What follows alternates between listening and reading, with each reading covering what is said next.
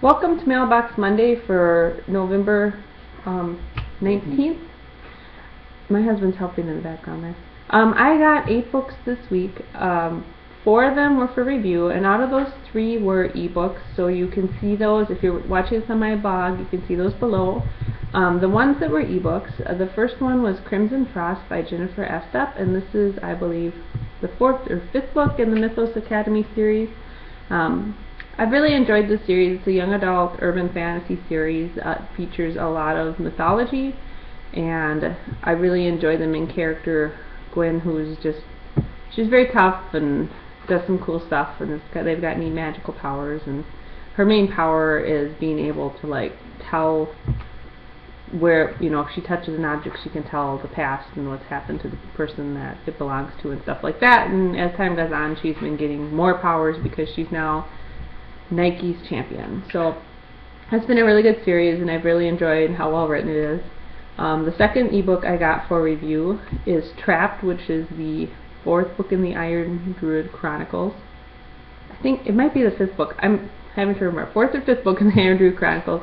And these are the ones featuring Atticus O'Sullivan and his dog Oberon and his apprentice. And in this book, they're just getting ready. His apprentice has just finished her training, and then they're getting ready to bind her to the earth. And so anyways, it takes place like 12 years after the last book in the series. So there's a pretty big gap in there.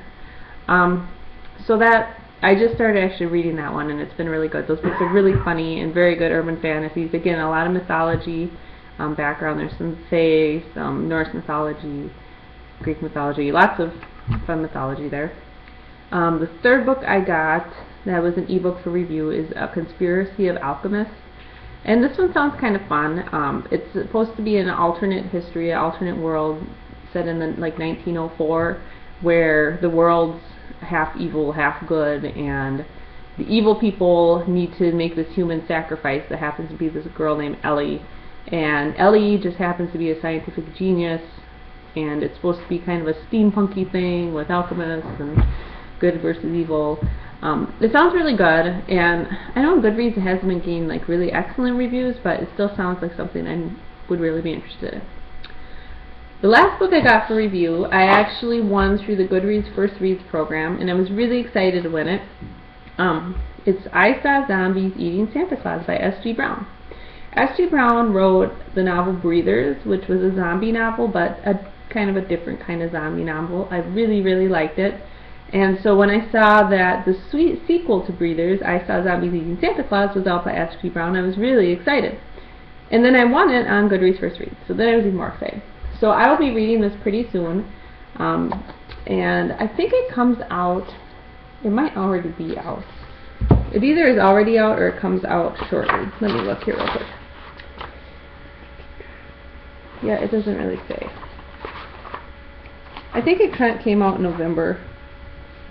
Either way, October it says. So it came out in October, but it should be a fun read. And that is everything I got for review. Then I did buy 1 book. We just got back from Barnes & Noble, and I bought the 2nd book in the Unwanted series by Lisa McMahon, and that's Island of Silence. I'm trying to remember. These are really good middle grade adventure fantasy books. Very different from Lisa McMahon's young adult series, which was more of kind of a horror thriller series. But I really love the first book, The Unwanted, and I haven't read The Island of Silence yet, and I'm excited to read it. So they say on here, Hunger Games meets Harry Potter. It is very much adventure fantasy, dystopia. It starts out with the kids kind of being in a dystopian kind of society, but they end up in this magical world. And so I'm excited to see where this goes. Last 3 books I got from the library, and of those, the first one, which happens to be a 10-day library book, is Magic for a Price by Devin Monk, and this is the 9th Allie Beckstrom novel, and is also the final book in the series. And I'm going to be real honest, I'm not exactly sure where this series is at this point. I always have to go back and like read my reviews for the previous book to remember where I left off, because I read a lot of different urban fantasies. But this is the final novel. Well, everything's supposed to get resolved about the wells and the magic, tainted magic in the city and all that kind of stuff. So I'm very excited to see how the series is complete. So far, reviews for it has been excellent, and everybody's been very happy with how the series is tied up. So I'm really looking forward to it. I say that about every book because I'm looking forward to reading all of these. The next book I got from the library was The Inexplicables by Sherry Priest.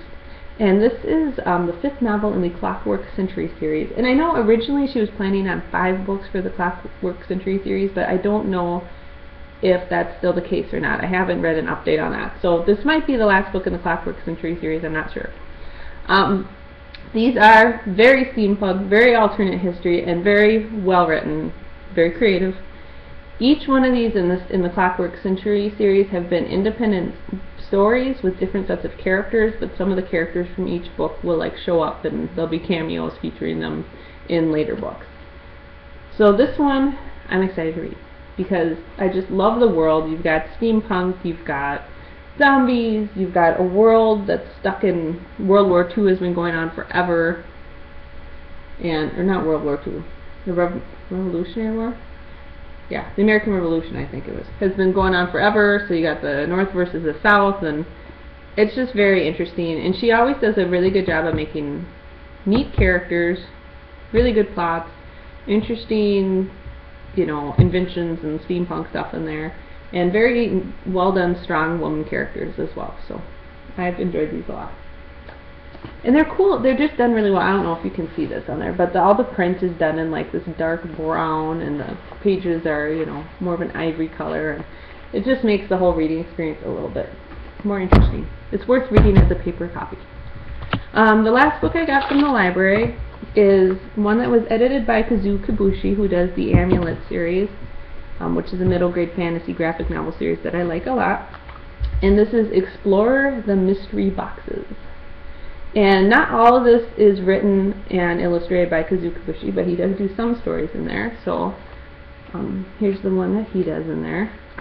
But there's also a variety of other authors and illustrators, and it's a series of stories about these mystery boxes. So I've been wanting to read this for a while, and the library finally got it in, so I was very excited to see that. And it's supposed to be, it's under juvenile, so it's supposed to be like a middle grade children's type of thing. And that is what I got for books this week. So I know I've been trying to get less books.